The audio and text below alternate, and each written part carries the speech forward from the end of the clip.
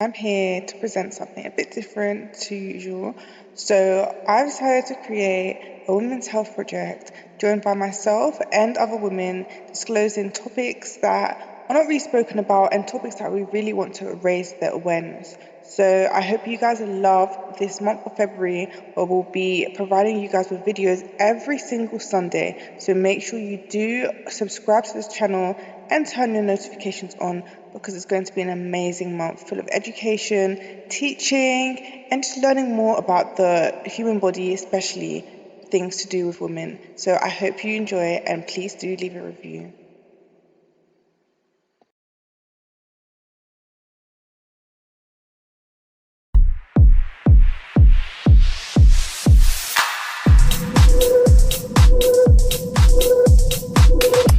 Hey everyone, so my name's Marie Catherine. I'm a gynecology nurse and I'm also the founder of Nurse Diaries UK. So this week we're doing something a bit different to what we're used to. We're having a women's health project. So what does that entail? It's basically a week of us speaking to different women who have an interest or have their own personal experiences with their health, and just explaining ways in which they've gone about promoting the health of women, explaining their journey, and just sharing their knowledge to others. So this week I am with the lovely Bontle, who will be explaining to you her journey and everything about her. Thank you for having me. So my name is Bontle Moka. I am originally from South Africa. I am a writer. I am marketing graduate. I am also an endometriosis advocate. So I've personally struggled with endometriosis, fibroid, which is kind of what led me to advocating for it. But I'm also, passionate about just gender-based violence and raising awareness about, sexual violence, especially in South Africa. A little bit of mental health in that space as well. But because I've personally, dealt with those things. So, that's just a little bit about me. Lovely. So I want you to just explain, so you spoke about your own experience with women's health. So if you can just go in a bit more depth about your experience and what you've gone through in terms of that. Yeah, for sure. So I think just to give a little backstory, I have always had really painful periods, probably since day one, actually, which was 12 years old. And I mean, I was continuously told that it's normal, and because it's just all I knew. I pretty much thought that was the norm, that was okay.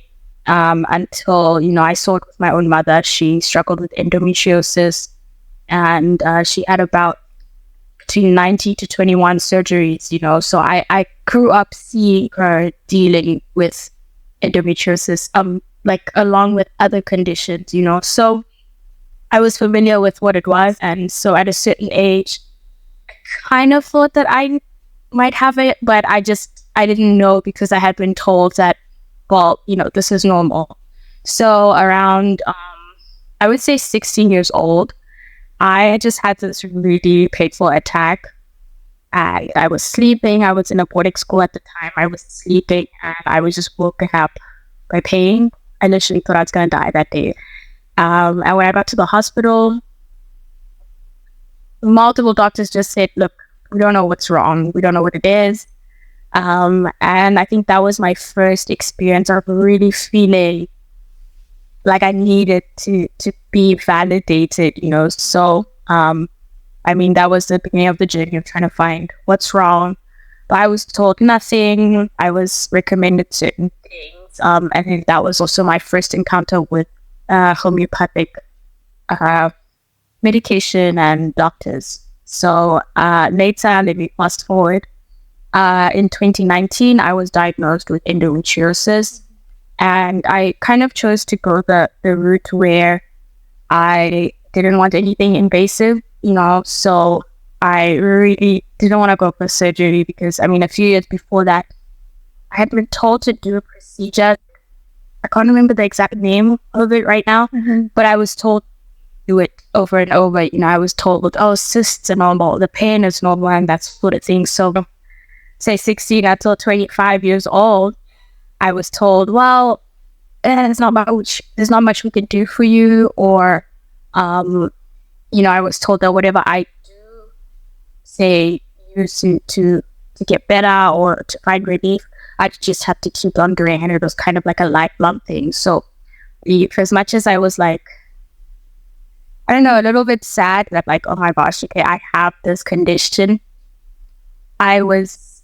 happy because I knew I wasn't crazy, you know what I mean? So I experienced symptoms from heavy bleeding to, you know, the irregular periods. And by irregular, it was sometimes more than 20 days consistently on my period.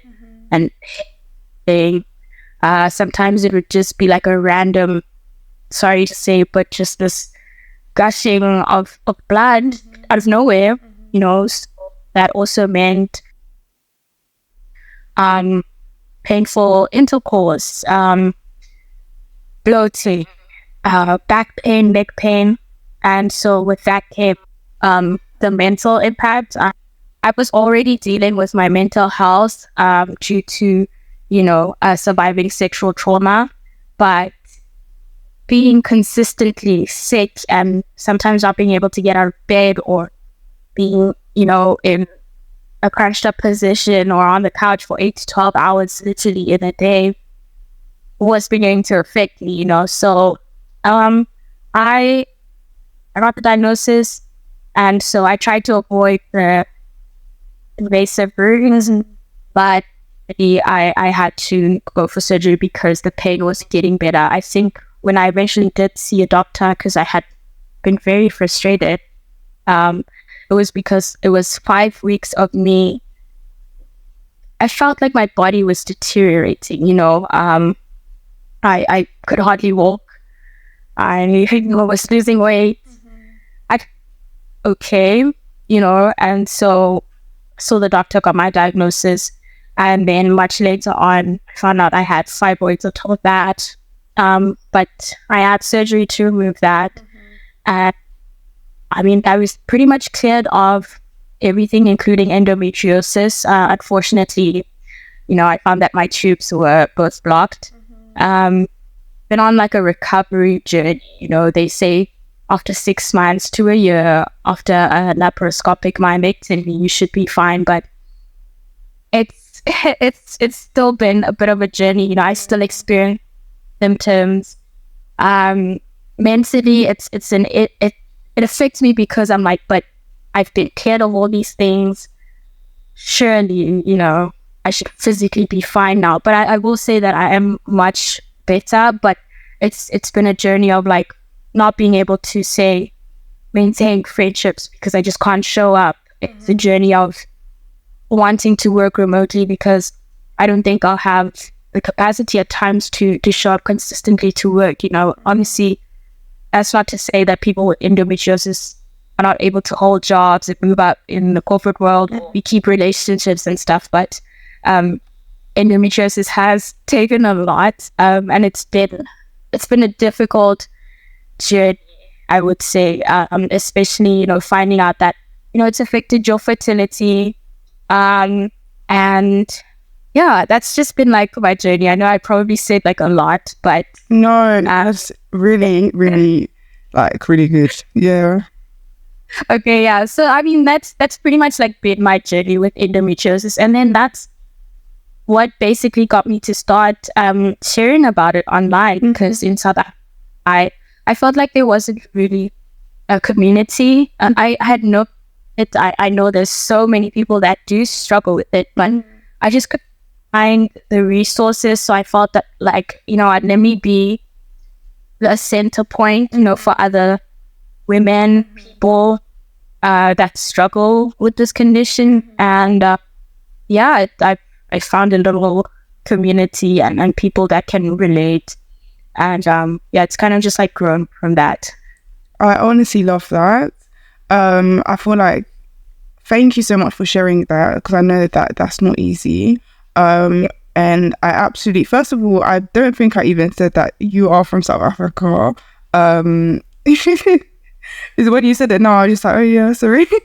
But yeah, it's really, really interesting to just hear like what you have to go through, and the fact that you're able to share it with us, warming to actually hear your own individual story as well, if that makes sense. Yeah, I would just going to ask you, I know that you've explained like what's happened to you so far, but I just wanted to ask you, how are you like dealing with this? Because I know that you spoke quite a lot about your mental health, in terms of obviously the diagnosis, in terms of you even speaking about your mother as well, and then also having fibroids as well, which I know can be quite a lot. And you've spoken about the physical sides of things, but I also want you to kind of elaborate more on, and if it's okay if at the moment you're still trying to find your route in terms of dealing with the mental sides of things, because I know that can actually be a lot, but I just want to hear a bit of your side in regards to that, if that's okay with you. Yeah, no, of course. I mean, it's honestly been a journey of trial and error. And one thing can work for 3 months and then it doesn't. And or something to work for me may not work for the next person. So let me speak. You're asking, I've been dealing with it. Initially, when I was telling you about when I was 16 years old and literally thought I was gonna die from the pain, I got onto a homeopathic diet. It's literally saved my life. Yeah, he's just been one of the reasons that I think I know the things that work for me. I'm not, gonna work for everyone. So anyway, that particular diet, I could eat certain things, I couldn't eat other things. It was anti-mold, anti-inflammatory diet, you can call it. And I saw the benefits of it in 6 months. So it's not easy to be consistent, I will say that. So since I've tried to use those things, you know what I mean? So to try to cut out, say, things that I know will affect me. Like now I've tried to intentionally not have as much pasta, even though I did recently. But things that I know will cause inflammation in my body. So I no longer have dairy milk, for example. I have almond milk, oat milk, or rice milk. Okay, those are now, like, I'm strict. I'm like, I'm never going back, because that was one of the things that really, really affected me. So food, diet has been one of the big things.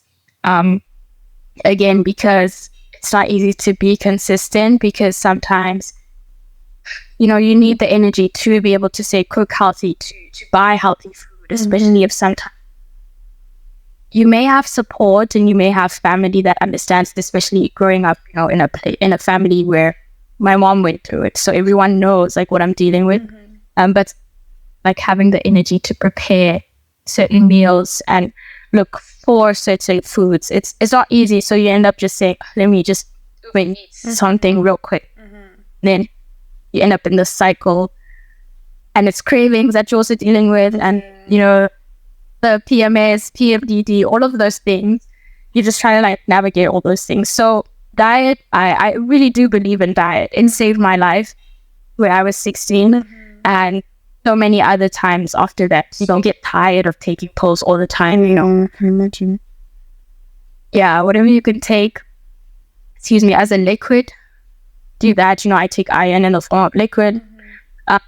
So these are things that I just know that, I'm probably going to have to consistently do until I'm like 100%. But I think just as part of my lifestyle, these are just things I've just, done. I've chosen to cut out certain things for good. But I'm just choosing to, just everything, in moderation, and making sure that I rest. And I mean, support helps a great deal, but I know that not everyone is blessed to have that kind of support that I have had. Just being like kind to self and speaking kindly to self for you, and just communicating to people around you really it easier. When I was first diagnosed, obviously I had seen a lot of information, especially like people that were going through it in the UK, and I think Australia. But here, like, I knew there was some people, but the presence wasn't as big as these other countries, So I was like, surely I am not the only one going through this. Yeah. Just having like a page where people just in the same location can find resources. So many people, that are dealing with this. But I think also one of the issues is probably a cultural thing where it's still very taboo, to probably speak about your period, to speak about your condition of just having painful periods. So, as a woman, especially I think in South Africa, as much as now we're unlearning those things, but you're meant to just be strong and persevere and just be this hard shell, of a woman. And you don't get to communicate that, as a sister, as a daughter, a wife, a mother, whatever the case is, you're dealing with pain, but you must just kind of keep it moving, and you don't get to discuss that. And then finding, when I established the page and the platform, I find that when people start to have those conversations with their mothers, their grandmothers, they struggle with just trying to break that stigma and the cultural barriers, if I can put it that way, has others find, their own healing. But I think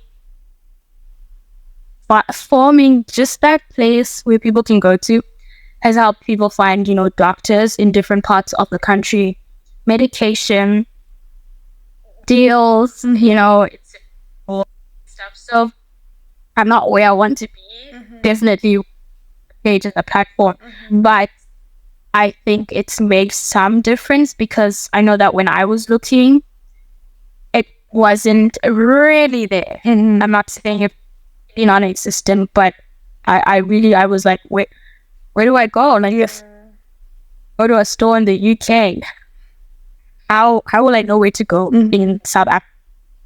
I mean, yeah, it's been amazing, honestly.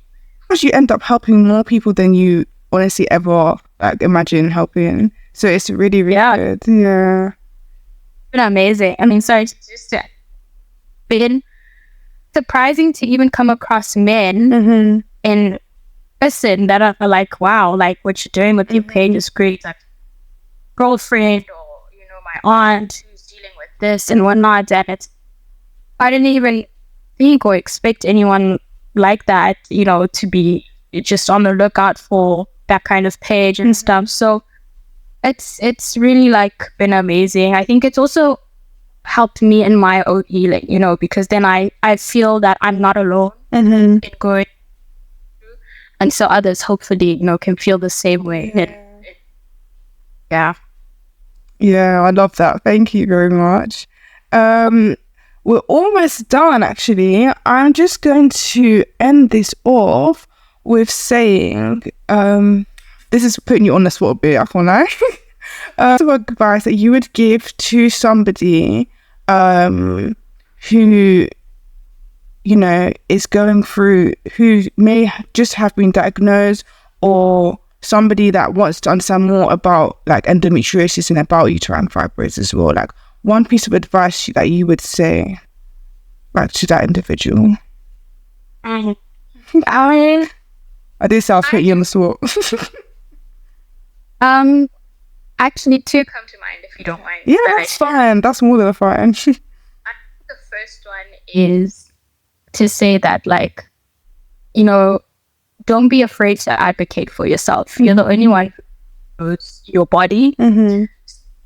Hey, the pain is over here, and they're like, yeah, but it looks like this. You know that, so don't be afraid to like insist that, listen, I'm in pain here, or this struggling with or dealing with. And the other one I would say is just that healing is not linear.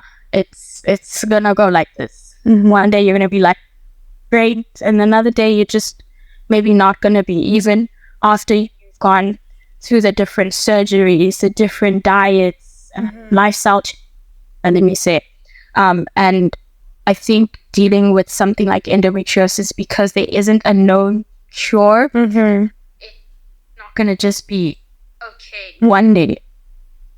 Healing is possible, and managing the condition, and along with fibroids and stuff like that, it's not just gonna be a straight line. So just to with oneself and to be kind is the only thing I can really say. So thank you so much for joining me here today. If you just let us know your Instagram so that everyone can actually go and give you a follow and see the amazing stuff that you do. Thank you. Okay, so firstly, thank you so much for having me. No problem. Available on @endometriosis.ca on Instagram, and you can find me on Twitter or X @endometriosis.sa, or just #endometriosis South Africa. Thank you so much. Our time's literally ending since less than 1 minute. So yeah, thank you so much, and I hope you have a lovely day. Good luck to you. Thank you. Bye.